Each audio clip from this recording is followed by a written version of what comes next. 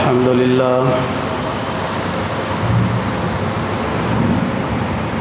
لله وكفى والصلاة والسلام على سيد الرسل وخاتم الأنبياء وعلى آله وأصحابه الذين أوفوا عهدا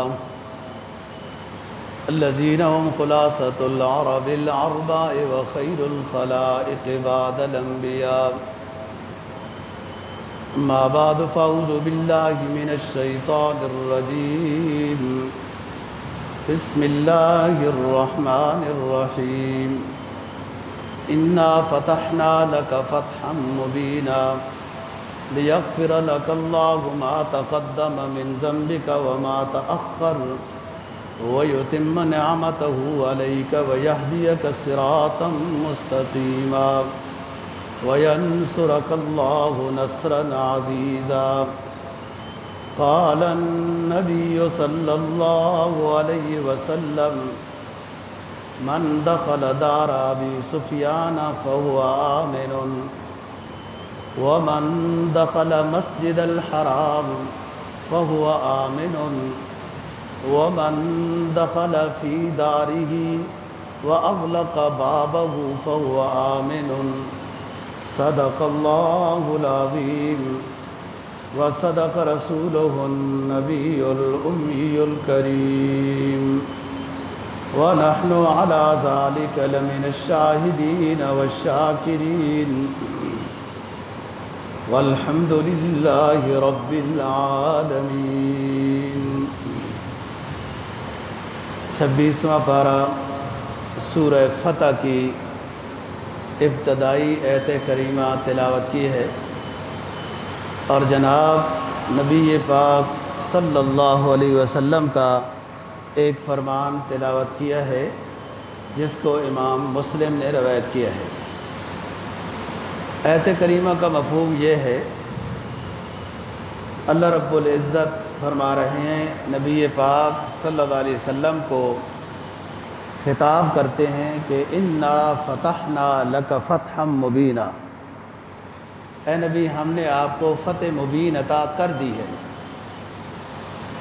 اور آپ کے اگلے پیچھے بالفرض کوئی خلاف اولا کوئی بات ہے وہ بھی معاف کر دی ہے اور آپ پر نعمت کو وَيُتِمَّ نِعْمَتَهُ عَلَيْكَ وَيَهْدِيَكَ صِرَاطًا مُسْتَقِيمًا، آپ پر نعمت مکمل کر دی، صراط مستقیم عطا کر دیا.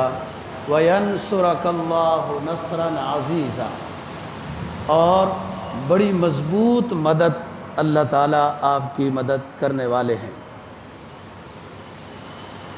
جناب نبی پاک صلی اللہ علیہ وسلم کے فرمان کا مفہوم ہے،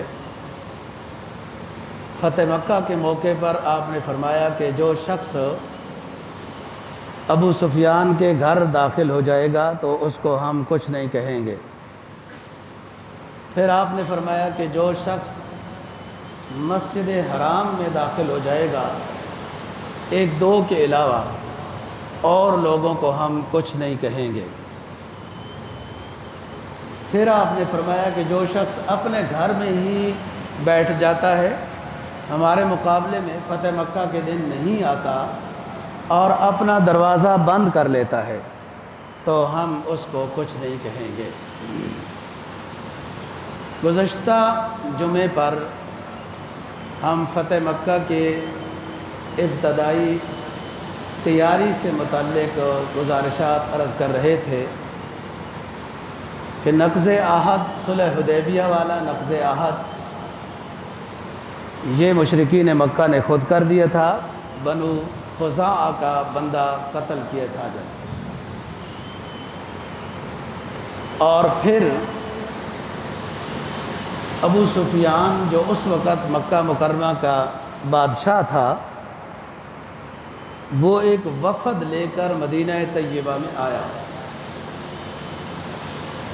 صلح حدیبیہ والے تجدید عہد کرنے کے لیے آیا تھا کہ وہ عہد ہمارے بندوں نے توڑ دیا ہے، ہم معذرت چاہتے ہیں، جو 10 سال کا صلح نامہ طے ہوا تھا اس کی میں تجدید کرنے آیا ہوں.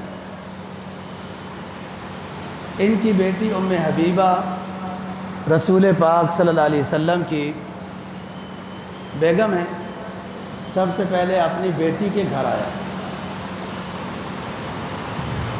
ہم نے عرض کیا تھا کہ وہ ایک بستر پر بیٹھنا چاہا تو ام حبیبہ رضی اللہ تعالیٰ عنہ نے وہ بستر فولڈ کر دیا، اور وہ ظاہر باپ بھی ہے، لیڈر بھی ہے، تو اس نے محسوس کیا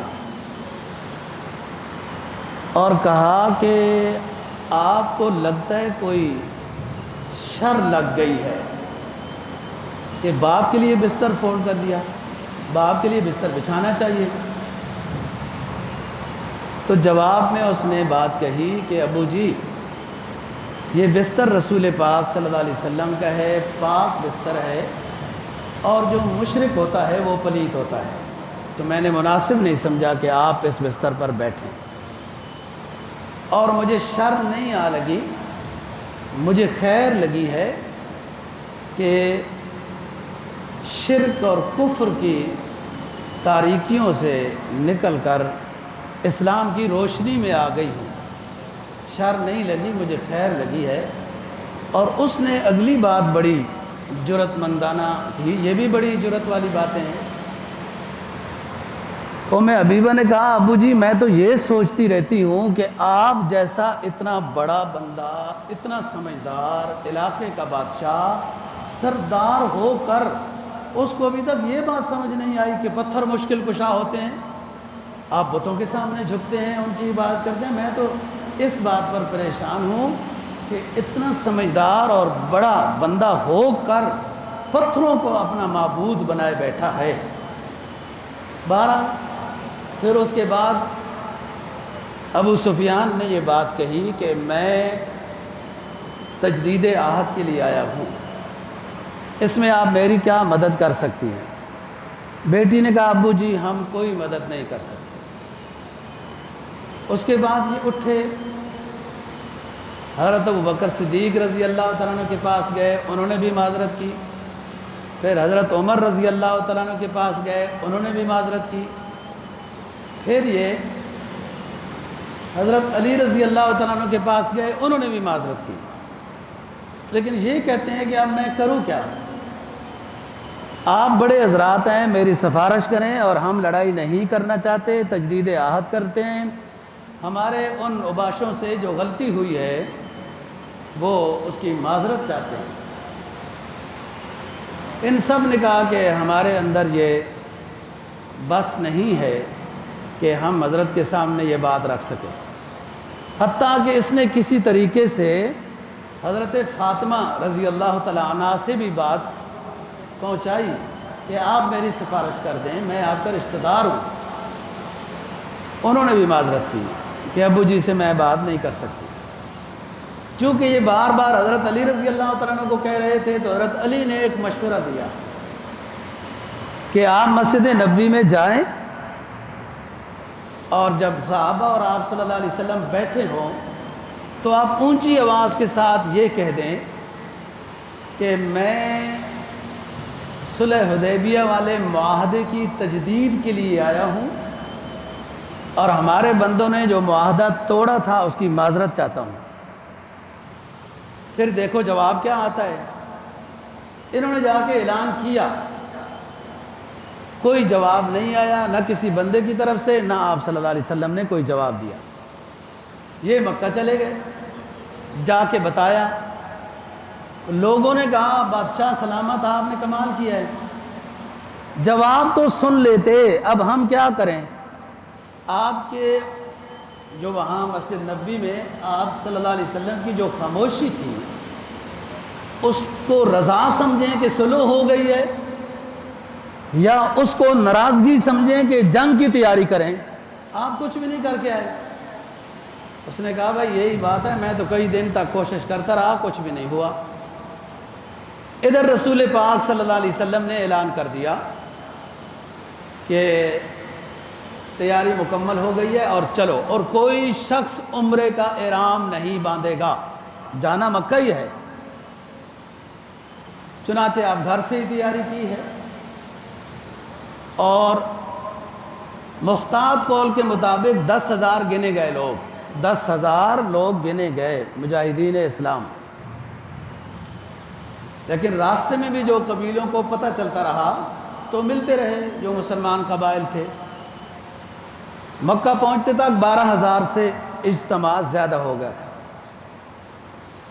جو مشہور کمانڈر ہیں، اسلامی کمانڈر خالد بن ولید، جن کو سیف اللہ کا لقب رسول پاک صلی اللہ علیہ وسلم نے دیا ہوا تھا، یہ کچھ دن پہلے مسلمان ہو گئے تھے، آ چکے تھے۔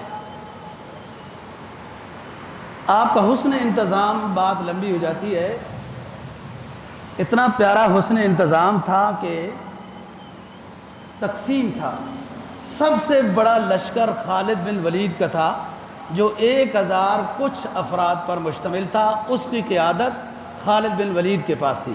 اسی طریقے سے تھوڑی تھوڑی جماعتیں 300، 500، 1000، 600، 200 قبائل کے لحاظ سے ان کو جھنڈا دیا گیا اور وہ ساتھ ساتھ چل رہے تھے۔ جب مکہ پہنچے تو بس 12,000 سے زیادہ اجتماع تھا مجاہدین کا، اور بچے عورتیں وغیرہ تھے۔ راستے میں سب سے پہلے حضرت عباس رضی اللہ تعالیٰ عنہ ملے، جو آپ کے چچا ہیں،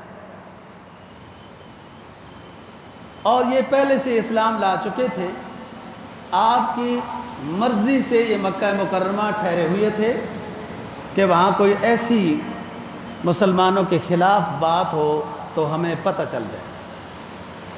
ان کا سامان آپ نے مدینہ بھجوایا اور ان کو خود ساتھ لے لیا کہ چلیں آپ مکہ میں ہمارے ساتھ۔ اور آپ کا یہ فرمان تھا کہ سب سے آخری ہجرت جو مکہ مکرمہ سے کرے گا وہ میرا چچا عباس ہوگا رضی اللہ عنہ۔ یہ وہی چچا ہیں جو غزوہ بدر میں مشرکین کی طرف سے تھے اور گرفتار بھی ہو گئے تھے، اور ان کا قد وجاہت وغیرہ بڑی تھی، تو کوئی جبہ پورا نہیں آتا تھا، جس سے عبداللہ بن ابی کا جبہ لیا گیا تھا جو رئیس المنافقین ہے۔ اور بعد میں اس مرتے وقت جو کہا تھا نا کہ نبی پاک صلی اللہ علیہ وسلم کا جبہ میرا کفن بنے، اس کا بیٹا صحیح مسلمان تھا، اس کا نام بھی عبداللہ تھا۔ وہ اس نے اسی وجہ سے کہا تھا کہ میرا جبہ نبی کے پاس ایک قرضے کے طور پر ہے، جو حضرت عباس رضی اللہ تعالیٰ عنہ کو، ان کا قد بھی بڑا تھا، حضرت عباس کا بھی، اور عبداللہ بن ابی کا جو اس کی منافقت پھر بعد میں مشہور ہوئی، اس کا بھی قد اور وجاہت بہت زیادہ تھی۔ تاریخ لکھتی ہے کہ مدینہ والے اس کو اپنا سردار بنانے ہی والے تھے، عبداللہ بن ابی کو۔ اس کے لیے تاج، جبہ، شبہ وغیرہ سلائی کر دیا گیا تھا کہ ادھر رسول پاک صلی اللہ علیہ وسلم ہجرت کر کے تشریف لے آئے، اور پھر جو ہے وہ یہ نظام سارا ختم ہو گیا۔ اتنا ہوشیار اور اتنا چلاک شخص تھا کہ آپ صلی اللہ علیہ وسلم جب جمعے کے خطاب کے لیے تشریف لاتے تو اس سے پہلے کوئی نہ کوئی صحابی یا تھوڑی بہت بات کر رہے ہوتے تھے، اجتماع جو ہوتا تھا، یہ آپ صلی اللہ علیہ وسلم جیسے پہنچتے نا، رش لگا ہوتا تھا تو یہ اعلان کرتا تھا کھڑے ہو کے، لوگو اپنے اوپر احسان سمجھو، اللہ کا یہ آخری حبیب ہے، اس کی باتیں خیال سے سنو، دنیا آخرت بناؤ۔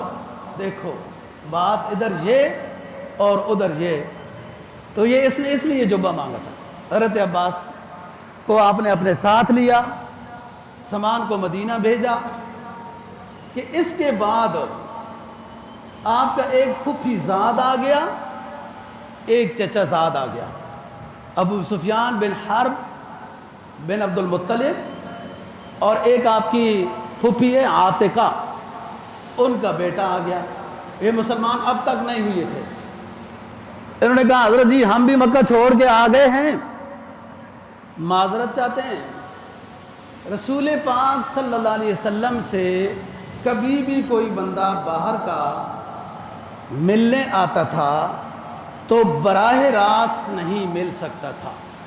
یہ سبق کی بات یاد رکھنا۔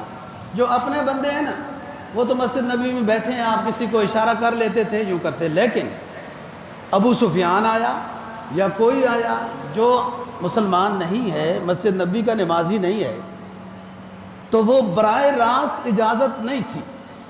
آپ صلی اللہ علیہ وسلم کے ساتھ ملنے کی۔ انہوں نے مختلف ساتھیوں کو سفارش کے طور پر پیش کیا، آپ کے چچا زاد نے بھی اور پھپھی زاد نے بھی۔ آپ نے کہا ان کو میں نہیں معاف کروں گا، مجھے جو انہوں نے دکھ درد دیے وہ میرے زخم مٹتے ہی نہیں ہیں۔ اور کہا مجھے یاد ہے یہ جو میرا چچا زاد پھپھی زاد ہے نا، یہ کہتے تھے کہ یہ نبی ہمارے سامنے آسمانوں کی طرف چڑھے، پھر ہم اس کو دیکھ بھی رہے ہوں، اوپر سے کتاب لے کے آئے جس میں ہمارا تذکرہ ہو، پھر 4 فرشتے اس کے ساتھ اتریں جو اس کی نبوت پر گواہی دیں، تب ہم مانیں گے۔ جس کو قرآن مجید نے 15ویں پارے میں بیان کیا نا، وَقَالُوا لَن نُؤْمِنَ لَكَ حَتَّى تَفْجُرَ لَنَا مِنَ الْأَرْضِ يَنبُوعًا أَوْ تَكُونَ لَكَ جَنَّةٌ مِّن نَخِيلٍ وَعِنَبٍ فَتُفَجِّرَ الْأَنْهَارَ خِلَالَهَا تَفْجِيرًا أَوْ تُسْقِطَ السَّمَاءَ كَمَا زَعَمْتَ عَلَيْنَا كِسَفًا أَوْ تَأْتِيَ بِاللَّهِ وَالْمَلَائِكَةِ قَبِيلًا أَوْ يَكُونَ لَكَ بَيْتٌ مِّن زُخْرُفٍ أَوْ تَرْقَىٰ فِي السَّمَاءِ وَلَن نُّؤْمِنَ لِرُقِيِّكَ حَتَّىٰ تُنَزِّلَ عَلَيْنَا كِتَابًا نَقْرَؤُ سبحان ربی هل كنت الا بشرا رسولا۔ یہ کئی ساری باتیں ہیں۔ پہلی بات یہ ہے کہ یہ اگر پیغمبر سچا ہے تو مکہ کے مختلف جگہوں میں چشمے جاری ہو جائیں، نہریں جاری ہو جائیں، باغات ہونے چاہیے انگور اور کھجور کے، اور پھر یہ پیغمبر ہے، یہ کہتا ہے میں خاتم النبیین امام الانبیاء ہوں۔ او یکون لک بیت من زخرف، اس کا تو سونے کا محل ہونا چاہیے، یہ تو ایسا غریب سا بندہ ہے۔ اور یا یہ کہ یہ ہم جب بات نہیں مانتے تو آسمان سے نازل ہو نا عذاب کسفا من السماء، نازل ہو، وہ بھی نہیں ہو رہا۔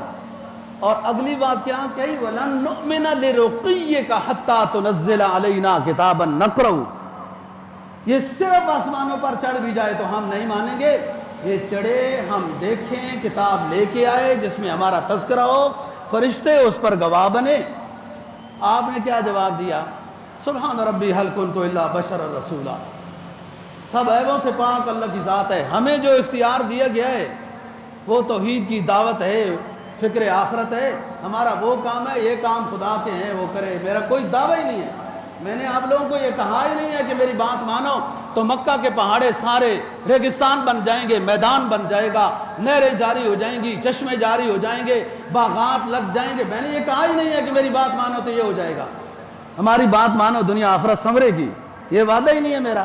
تو آپ نے فرمایا کہ مجھے یہ دکھ درد جو ان اپنے کزنوں نے دیے میں یہ نہیں بھولتا ہوں، میں ان کو معاف نہیں کروں گا۔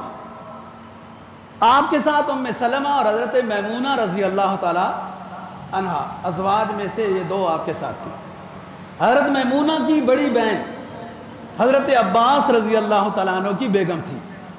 آپ نے کئی تاریخ میں پڑھا ہوگا نا کہ حضرت عبداللہ عباس کے بیٹے حضرت عبداللہ بن عباس رضی اللہ تعالیٰ عنہ کبھی کبھی خالہ کے گھر رہتے تھے، وہ خالہ میمونہ ہی ہے، اور پھر چھوٹے سے تھے، آپ قضائے حاجت کے لیے تہجد کے ٹائم پر تشریف لے جاتے تو یہ واپسی میں پانی، مسواک، تولیہ وغیرہ یہ حاضر کرتے تھے، اور اسی خوشی میں آپ صلی اللہ علیہ وسلم نے عبداللہ کو دعا دی، اللہم فقہہ بالاسلام وعلمہ بالکتاب وغیرہ وغیرہ۔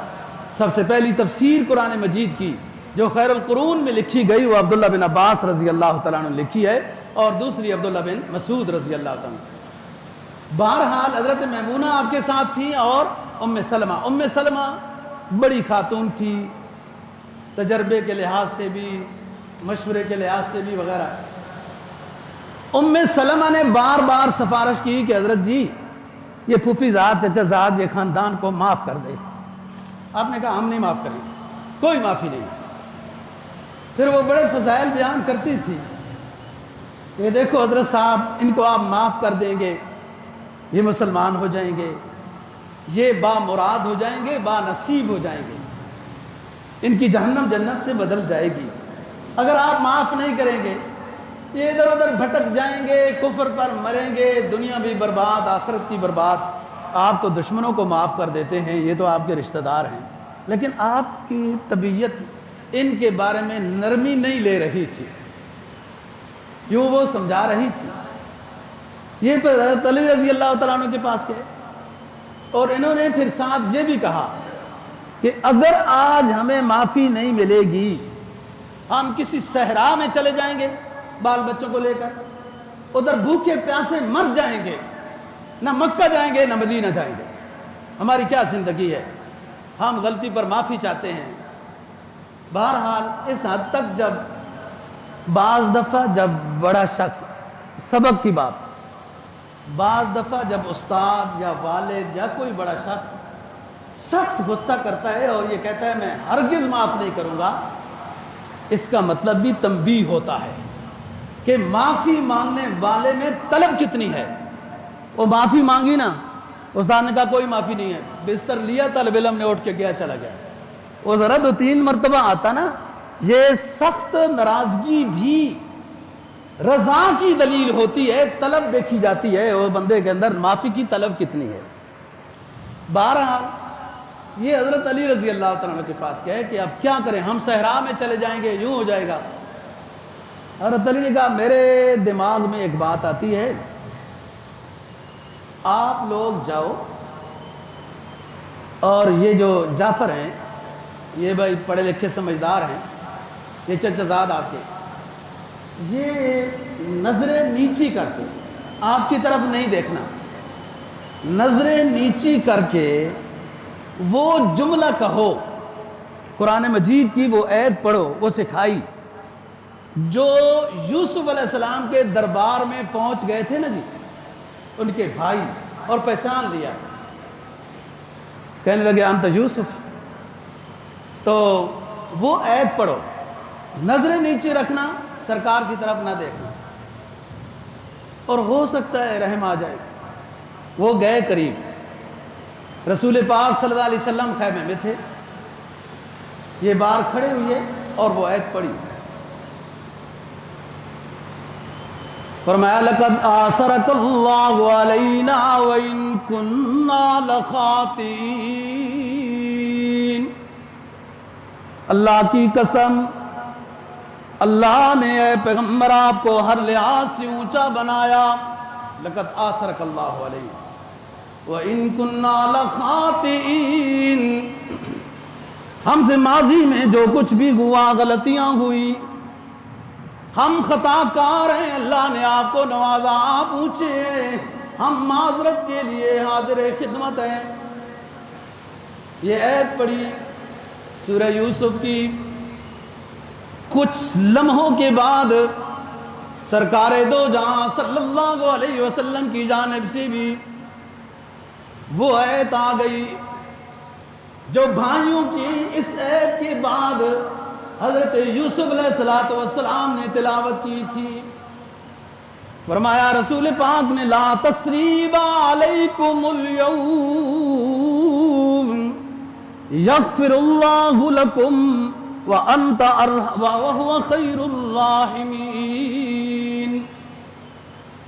معافی کا اعلان کرتا ہوں اور گزشتہ تمہاری کہانیاں معاف کرنے کے بعد دہراؤں گا نہیں، اور اللہ سے بھی تمہاری معافی چاہتا ہوں، وہ بڑا مہربان ہے۔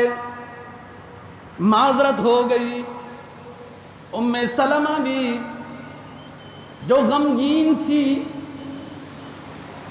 وہ خوش ہو گئی، یہ بھی اسلام لانے کے لیے قریب آ گئے، دست رسول پر اپنا ہاتھ رکھا، اسلام پر بیعت کی۔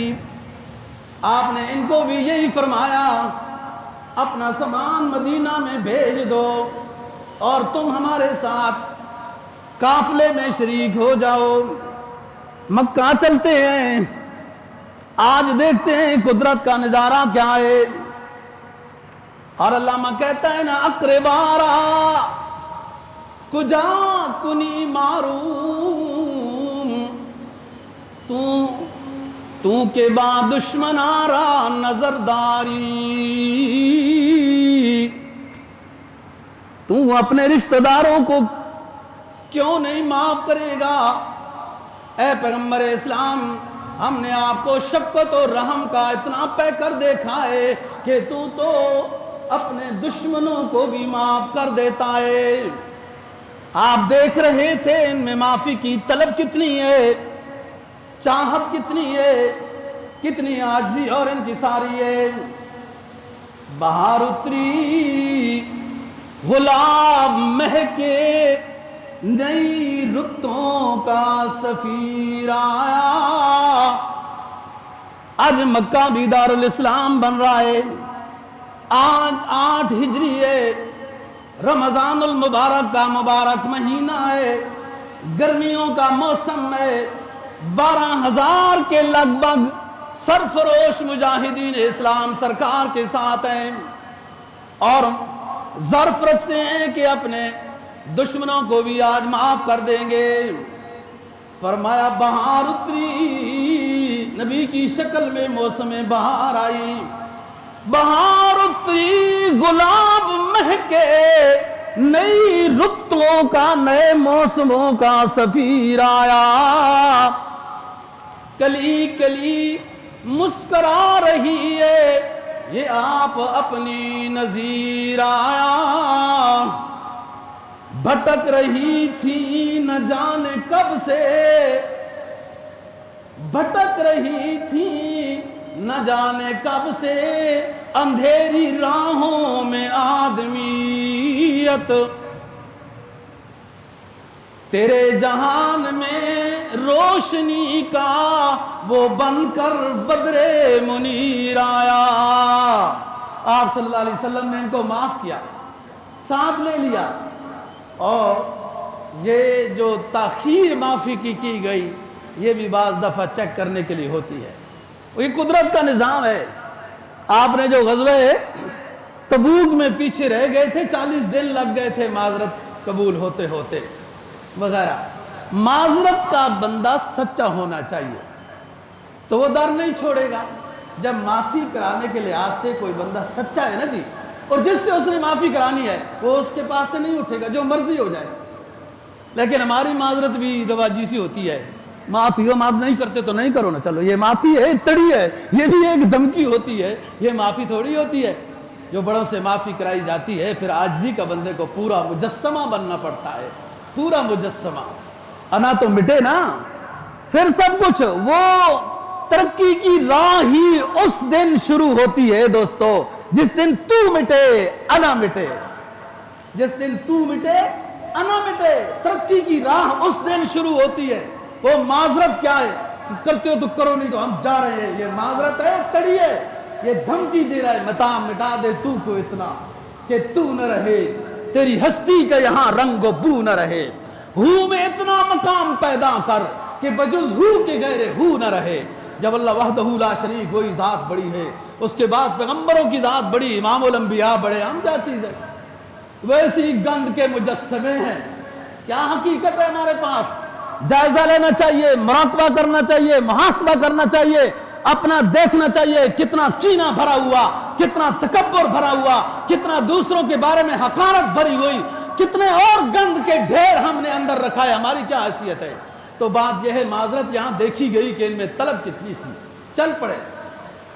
اور میں بتا چکا ہوں کہ آپ صلی اللہ علیہ وسلم کا حسن انتظام ہر نظام میں بہت بڑا تھا۔ نبی مرکز علم ہوتا ہے، محبت وحی ہوتا ہے، اللہ کا علم براہ راست پیغمبر پر اترتا ہوتا ہے، اس لیے اس سے کوئی زیادہ سمجھدار نہیں ہو سکتا ہر لحاظ سے۔ آپ کو پتہ ہے مسجد نبوی میں آج بھی وہ ستون گواہی دے رہے ہیں، موجود ہیں۔ اس ستون کے ساتھ بیٹھنا ہے، آپ نے جب اپنی مرضی سے بیٹھنا ہے تو باہر کے وفد مل سکتے ہیں، اس ستون کے ساتھ بیٹھنا ہے تو یہ طریقہ ہے، اس ستون کے ساتھ بیٹھنا ہے تو یہ مطلب ہے حسن انتظام۔ ایوب صاحب اللہ مغفرت فرمائے، ہو سکتا ہے ملک کے لیے کوئی اچھے کام کیے تو کوئی ٹھیک ہی ہو جائے، ویسے تو آن جہانی ہو گیا جی۔ ایوب صاحب گئے نا، جب غزوہ احد کا منظر دیکھا اور وہ جبل رماد دیکھا تو کہتے تھے کہ میں تو مسلمان ہوں، محمد پر میرا ایمان ہے، لیکن ایک فوجی جنرل ہونے کے لحاظ سے اگر میں اس پیغمبر کو نبی مانتا ہوتا تو آج اس کے جنگی حکمت عملی کی وجہ سے مان چکا ہوتا کہ اتنا بڑا انتظام کہ دشمن ادھر سے آ سکتا ہے، اور یہاں سے نہ ہٹنا، اور وہ ہٹ گئے تو نقصان ہوا۔ بہرحال تو آپ صلی اللہ علیہ وسلم کا حسن انتظام، مختلف لوگوں کو جھنڈے دیے گئے تھے، اور 12,000 کے لگ بھگ لوگ ہیں۔ سب سے بڑا لشکر خالد کا تھا، اور خالد جب اسلام سے پہلے تھا تو پتہ نہیں اب یہ کہنا بے ادبی نہ ہو جائے کہ وہ غزوہ احد میں جو مسلمان بہت شہید ہو گئے تھے اس میں بھی خالد صاحب ہی تھے، اور جب اسلام میں آئے تو پھر جنگ یمامہ ہو، مسیلمہ کذاب ہو، جو کفر کے لاشوں کے مرداروں کے ڈھیر لگے تو وہ بھی خالد بن ولید ہی تھا، اس لیے سیف اللہ کا لقب ملا۔ آج بھی آپ نے خالد کو زیادہ مقام دیا ہوا تھا۔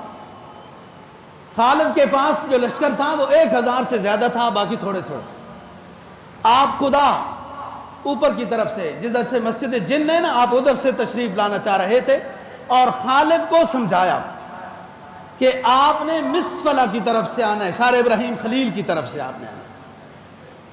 اور اعلان کیا تھا کہ کسی کو ہم قتل کرنے میں پہل نہیں کریں گے، اگر مکہ میں سے کسی نے ہم پر وار کی تو اس کا جواب دیں گے، ٹکا کے جواب دیں گے۔ یہ ہدایات تھی۔ آپ نے پہلے تو خدا میں ہی پڑاؤ ڈالنے کا انتظام کیا، لیکن بعد میں فرمایا نہیں، ہم مر زہران میں پڑاؤ ڈالیں گے، وہ میدان کھلا ہے، مکہ کے قریب ہے، اب تو مکہ کا حصہ ہے، اور 12,000 لوگ ہیں، خیمے ساتھ ہیں، سارے اپنے خیمے لگا دو، لگا دیے گئے۔ آپ نے فرمایا کہ ہر خیمے والا اپنے سامنے آگ لگا دے، آگ جلائے۔ رات ہو گئی۔ آگ جلانے کا مسئلہ یہ تھا کہ دشمن جب دیکھے نا تو یہ تو مجاہدین اسلام کا ایک شہر آباد ہو گیا ہے، 12,000 کتنے، ایک خیمے میں کتنے بندے آ سکتے ہیں، آپ خود سمجھے نا کتنے خیمے لگے ہوں گے اور کیا منظر ہے۔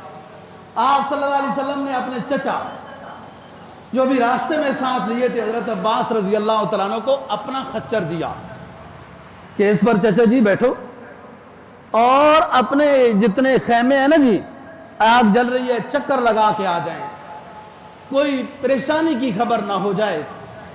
دیکھیں انتظام، چچا گئے، چکر لگا رہے ہیں، مشرکین مکہ کا بادشاہ پکڑ لیا ابو سفیان، ان کے ساتھ بدیل بھی ہے، کچھ اور بھی ہیں، وہ ان کے خاص یار تھے، وہ اس وقت بھی ساتھ تھے جب تجدید عہد کے لیے گئے تھے۔ پکڑ لیا، انہوں نے کہا جی میں لڑائی کے لیے نہیں ہوں، عباس صاحب میں لڑائی کے لیے نہیں آیا ہوں۔ انہوں نے کہا نہیں، لڑائی ہے یا نہیں ہے، ادھر بیٹھو۔ پکڑا، ان کو احساس دیا، خچر پر بٹھایا، ساتھ جلدی جلدی گئے۔ راستے میں خالد نے دیکھ لیا، کہا اس کو پکڑا ہوا ہے، چھوڑو اس کو، اس نے تو ہمیں بہت ستایا ہے۔ عباس نے کہا نہیں، لے گئے۔ اب یہاں پر حسن انتظام دیکھیں، عباس نے ان کو ادھر بٹھایا، خیمے میں باہر آ کے اجازت چاہی کہ اللہ کے رسول ابو سفیان ملنا چاہتے ہیں، یہ رات ہے۔ آپ نے فرمایا کہ اپنے خیمے میں رکھو، صبح ملاقات ہوگی۔ ایسے نہیں اٹھا کے سیدھا خیمے کے اندر، یہ میں اب آج کل کی دنیا کو آداب معاشرت سکھا رہا ہوں، آداب معاشرت، کہ بڑے کو ملنے کے لیے کوئی طریقہ ہوتا ہے۔ صبح ہوئی، حاضر ہو گئے۔ آپ نے کہا جی سفیان کیا کہنا چاہتے ہو؟ کہا حضرت جی اسلام سمجھ آ گیا، اسلام میں داخل ہونا چاہتا ہوں۔ ماشاءاللہ مسلمان ہو گئے، ان کے ساتھ جو دوسرے وہ ہر وقت ساتھ ہوتے تھے بدیل وغیرہ، وہ بھی مسلمان ہو گئے۔ حسن انتظام دیکھیں، یہ تو آپ کو پتہ ہے، آپ کے ساتھ والے خیموں کو پتہ ہے کہ ابو سفیان مسلمان ہو گئے، 12,000 کا لشکر ہے، اس کو تو پتہ نہیں ہے۔ تو اس میں آپ نے یہ فرمایا کہ ان کو چھوٹی سی پہاڑی کے اوپر کھڑا کر دیا جائے ابو سفیان کو، اور 7 قافلے گزرنے لگ جائیں،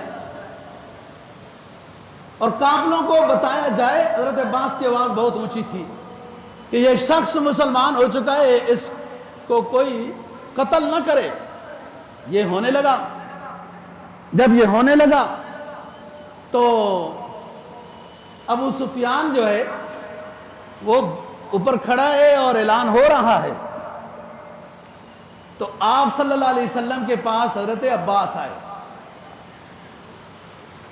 عرض کیا حضرت جی مسلمان تو یہ ہو گیا، نظام سب ٹھیک ہے، اور اس نے اعلان بھی کر دیا ہے کہ آج کوئی شخص محمد سے جیت نہیں سکتا، لہذا میری بات اگر مانتے ہو تو کوئی پیغمبر اسلام کے مقابلے کے لیے نہ آؤ، میری بات مانتے ہو۔ یہ اس نے اعلان کیا ابو سفیان نے، میں مسلمان ہو چکا ہوں۔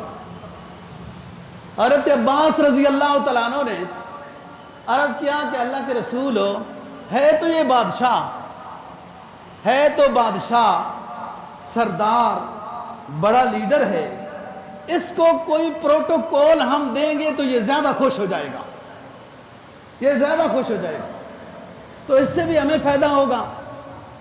آپ نے کہا ٹھیک۔ قافلے چل پڑے، جب چل پڑے تو خالد کو حکم تھا شار ابراہیم خلیل کی طرف سے آنے کا، اور کچھ لوگوں نے حلہ بولا، خالد نے ان کو جواب بھی دیا، 15-20 بندے ان کے مردار ہو گئے۔ پھر آپ نے بلا کے پوچھا بھی خالد ایسا کیوں ہوا؟ تم نے کہا جی پہلے حملہ انہوں نے کیا ہے۔ کہا ٹھیک۔ آپ صلی اللہ علیہ وسلم کے چاروں طرف سے مسلح دستے ہیں، اسلحہ پہنا ہوا ہے، ایک سائیڈ میں مہاجرین کا 1000-1500 کے لگ بھگ مسلح افراد کا لشکر ہے کہ جس کے علم بردار حضرت زبیر رضی اللہ تعالیٰ عنہ، دوسری طرف سے بھی اتنی تعداد ہے، وہ انصار کا لشکر ہے مجاہدین اسلام کا، ان کی قیادت حضرت سعد بن عبادہ رضی اللہ تعالیٰ عنہ کر رہے ہیں، اور آپ اب جنت المعلی کی طرف سے مکہ کی طرف تشریف لے جا رہے ہیں، اور بڑی شان و شوکت کے ساتھ، بڑے جاہ و جلال کے ساتھ۔ اسلام میں عاجزی اور انکساری، تبسم، حلم، برد و باہر، عفو و درگزر بھی ہے، اور اسلام میں جہاد کا جھنڈا بھی ہے۔ شان و شوکت بھی کبھی دکھانا مجبوری ہو جاتی ہے۔ یہی تو ابو دجانہ کی بات تھی نا، آپ نے غزوہ احد میں فرمایا تھا نا کہ کون محمد کی تلوار کا حق ادا کرے گا؟ تو ابو دجانہ نے کہا حضرت جی میں۔ آپ نے تلوار دی، انہوں نے پٹی باندھی اور اکڑ کر چلے، تو صحابہ نے کہا حضرت جی یہ اکڑ چل رہا ہے، تو آپ نے فرمایا آج کے اس مارکے میں جو جہاد کا مارکہ ہوتا ہے، اس میں مجاہد اسلام اکڑ کر چلے تو خدا اور رسول کو بہت پسند ہوتا ہے۔ کبھی اکڑ کر چلنا بھی اسلام میں ہے۔ وہ ایک گروہ نے صرف عاجزی دیکھی ہے، عفو درگزر ہی دیکھا ہے، شریعت کے اس پہلو کو ہی لے کے چلتے رہے۔ شریعت کا دوسرا پہلو جاہ و جلال والا بھی ہے، جہاد والا بھی ہے۔ کبھی ضرورت ایسی ہوتی ہے، مریض کو شفا مقصد ہوتی ہے، کبھی اس کو شربت دیا جاتا ہے، کبھی اس کو گولی دی جاتی ہے، اور کبھی مریض ایسا ہو تو وہ گندا پھوڑا کاٹ کر پھینک بھی دیا جاتا ہے، مقصد تو مریض کی شفا ہوتی ہے۔ یہ جہاد بھی مریض، یہ جو مریض کفر ہیں، مریض شرک ہیں، جہاد بھی ان کے لیے شفا بن کے آیا ہے کہ اب ہدایت پر آ جاؤ، نہیں تو مقابلے میں آؤ۔ اب یہ قافلہ جا رہا ہے، ایک طرف سے ہزاروں کا دستہ جو نبی کی سائیڈوں میں ہے، اس کی قیادت زبیر کر رہے ہیں، دوسری طرف سے جہادی قافلہ جو انصار کا ہے، اس کی قیادت سعد بن عبادہ کر رہے ہیں۔ اب سنو، ظاہر ہے یہ منظر آپ جو ہم کیا منظر کشی کر سکتے ہیں، لیکن میں جو بتا رہا ہوں آپ اس کو ذرا تصور اور تخیل میں لائیں نا، یہ کیسا منظر ہوگا کہ سرکار سواری کے اوپر درمیان میں سوار ہیں، اور سائیڈوں میں ہزاروں جان دینے والے پروانوں کا لشکر ہے، اور اس فرط مسرت میں ایک صحابی نے نعرہ لگایا، اور وہ ہے سعد بن عبادہ انصاری رضی اللہ عنہ۔ کیا کہتے ہیں؟ الیوم یوم الملحمہ، الیوم یوم الملحمہ، الیوم تستحل فی الکعبۃ للقتال لنا، آج گوشت کاٹ کر ڈھیر لگانے کا دل نہ گیا ہے۔ محمد اسلام کا 12,000 کی افراد پر قدسیوں کا لشکر آج دشمنان اسلام کے گوشت کا کاٹ کر ڈھیر لگانے آیا ہے، اور اللہ رب العزت نے مکہ مکرمہ میں مسجد حرام میں تھوڑی دیر کے لیے قتال کو حلال کر دیا ہے۔ یہ نعرہ سنا، ابو سفیان نے سنا، وہ تو اسلام لا چکا تھا، کہنے لگا عباس ادھر تو معافیوں کی باتیں ہو رہی تھی اور نعرہ یہ ہے کہ ہم گوشت کاٹ کر ڈھیر لگا دیں گے۔ حضرت عباس آئے، رسول پاک صلی اللہ علیہ وسلم سے ملے، کہا حضرت جی سعد بن عبادہ نے یہ نعرہ لگایا، دشمن ڈر گئے، خوف زدہ ہو گئے۔ کہا کیا نعرہ لگایا؟ عرض کیا، اس نے کہا الیوم یوم الملحمہ، آج گوشت کاٹ کر ڈھیر لگانے کا دن آ گیا ہے۔ آپ نے کہا نہیں، ساتھ سے غلطی ہوئی، نعرہ میں دیتا ہوں، الیوم یوم المرحمہ، الیوم تعز قریشا ان کان مؤمنا، آج رحم و کرم کا دن ہے، قریش کو عزت دینے کا دن ہے، آج بھی موقع ہے، اپنے قومی پیغمبر کے اوپر اسلام لے آئے، دنیا آخرت بن جائے گی۔ پھر عباس نے کہا حضرت جی یہ جھنڈا سعد بن عبادہ سے لے کر کس کو دیں؟ آپ نے فرمایا ان کے بیٹے قیس کو دیں، اگر قیس نہ ملے تو حضرت علی رضی اللہ تعالیٰ عنہ کو دے دیں۔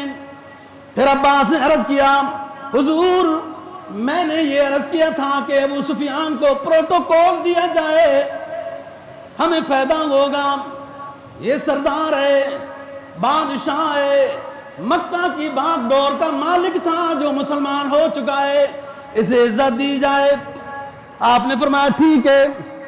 آپ نے اعلان کیا جاؤ بتاؤ، ابو سفیان ساتھ ہی تھا، کہا جاؤ بتاؤ من دخل دار ابی سفیان فہو مؤمن فہو آمن، آج کے دن جو شخص ابو سفیان کے گھر میں داخل ہو گیا ہماری تلوار سے بچ جائے گا۔ ابو سفیان کہتے ہیں عباس میرا گھر چھوٹا سا ہے، مکہ کے مکین بہت زیادہ ہیں، میرے گھر میں سما نہیں سکیں گے۔ رسول پاک سے بتایا گیا، آپ نے فرمایا من دخل مسجد الحرام فہو آمن، جو مسجد حرام میں داخل ہو گیا وہ بھی ہماری تلوار سے بچ جائے گا، سوائے ایک دو کے، ابن خطل ہے اور ایک اور شخص ہے۔ ابو سفیان کہنے لگا مسجد حرام بھی اتنی بڑی نہیں ہے، ام القرآن مکہ مکرمہ کے مکین بہت زیادہ ہیں۔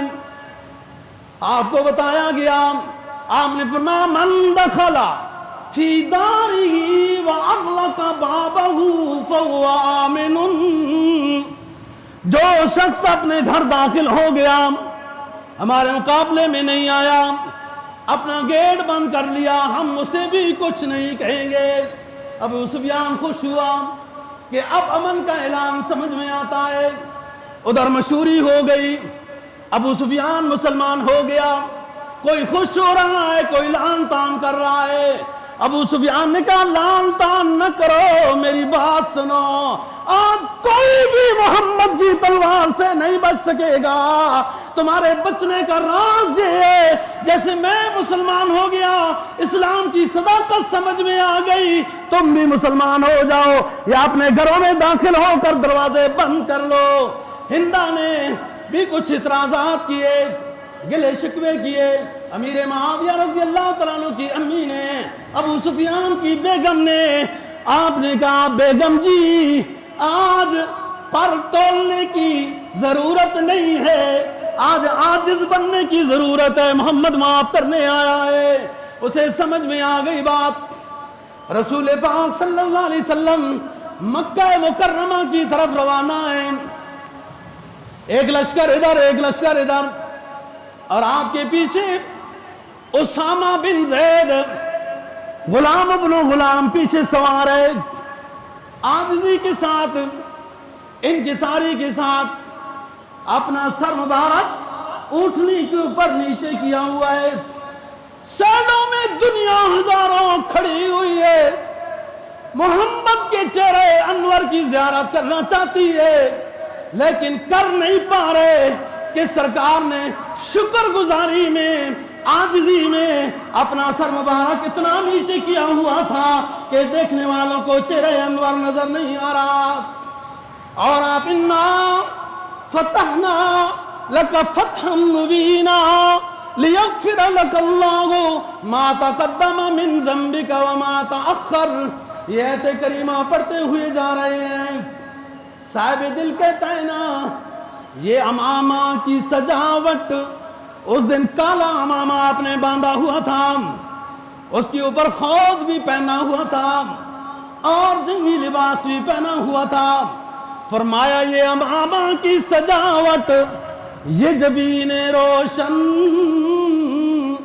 یہ قبائے عربی، یہ نیچا دامن، مردہ بھی دیکھے تو اٹھ چلے قبر سے اور کہہ بیٹھے زبان سے مکی مردی اے ہاشمی مطلبی، مرحبا مرحبا سید مکی مدنی العربی،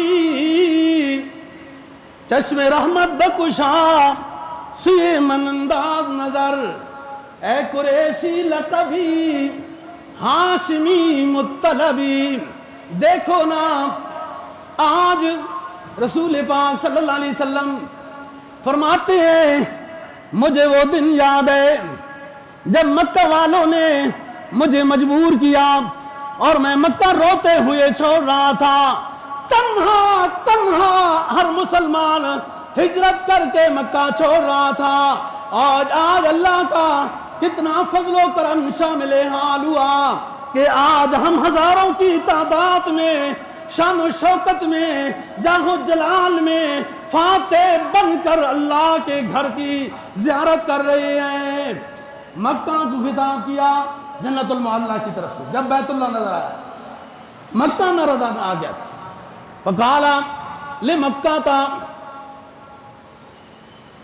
ما اطیبک من بلد واحبک الی لولا ان قومی اخرجونی منک ما سکنت غیرک۔ مکہ کو خطاب کیا تیرے سے زیادہ کوئی پاکیزہ شہر نہیں اے مکہ، تجھ سے زیادہ کوئی محبوب نہیں ہے مکہ اور اللہ کے گھر، لیکن میں کیا کروں، لولا ان قومی اخرجونی منک، اگر میری قوم مجھے مکہ چھوڑنے پر مجبور نہ کرتی، ما سکنت غیرک، میں کسی اور علاقے کو اپنا مسکن نہ بناتا۔ ایک صحابی عرض کرتے ہیں کان رسول اللہ صلی اللہ علیہ وسلم واقفا علی حضورا، ایک اونچی جگہ پر کھڑے ہوئے، فقال یا مکہ واللہ انک مکہ مؤنث ہے، انک لخیر ارض اللہ واحب ارض اللہ لولا ان قومی اخرجت ما خرجت من کے، اے مکہ اللہ کی قسم اٹھاتا ہوں طور یہ زمین پر سب سے زیادہ اللہ کو پسند ہے، سب سے زیادہ مبارک جگہ تیری ہے، اگر میری قوم مجھے نکلنے پر مجبور نہ کرتی تو میں کبھی بھی تجھ سے نہ نکلتا۔ پھر قرآن مجید کی آیت کوٹ کی، ربنا اخرجنا من هذه القرية الظالم اهلها واجعل لنا من لدنك وليا واجعل لنا من لدنك نصيرا۔ اے مکہ مجھے تجھے چھوڑنے کا دل تو نہیں چاہتا تھا، لیکن مکہ کے سنگ دل ظالم مجھے رہنے نہیں دیتے۔ یہ جملے پڑھے، یہ دعائیں کی، انصاریوں کو پریشانی ہو گئی، انصار کو پریشانی ہو گئی، آج مکہ فتح ہو گیا، کہیں ایسا ہو کہ پیغمبر اسلام اپنے آبائی علاقے مکہ میں ہی کہیں آباد نہ ہو جائیں اور ہم مدینہ والے پیغمبر کی رہائش سے محروم ہو جائیں، کیونکہ آپ نے حدیثیں ایسے بیان کی، قرآن کی آیت ایسے پڑھی جس میں اندازہ ہوتا تھا کہ مکہ اور بیت اللہ کی محبت پیغمبر کے قلب میں کوٹ کوٹ کے بھری ہوئی ہے۔ آپ نے کہا اے میرے انصاری ساتھیوں، میرے یہ دکھ درد جملے تھے جو میں نے بول دیے، قیامت تک کے لیے، قیامت کے دن اٹھنے تک کے لیے محمد مدینہ کی سرزمین سے ہی اٹھے گا، رہائش مدینہ میں ہی ہوگی کہ منم بے دل بجمال تو عجب حیرانم اللہ اللہ چ جمالش بدی گلا جبی چشم رحمت بکشا سوئے من انداز نظر اے قریشی لقبی ہاشمی و مطلبی۔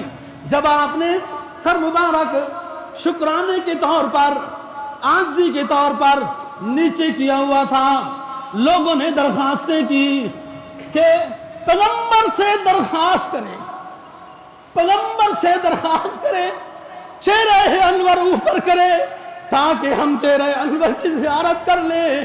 اسی کو علامہ جامی نے کہا چشم رحمت بکشا سوئے من انداز نظر، اے پیغمبر اسلام ہم بھی تیرے دیوانے پروانے ہیں، ہماری طرف بھی نظر شفقت کر دیجئے کہ ہمارا بھی کام بن جائے۔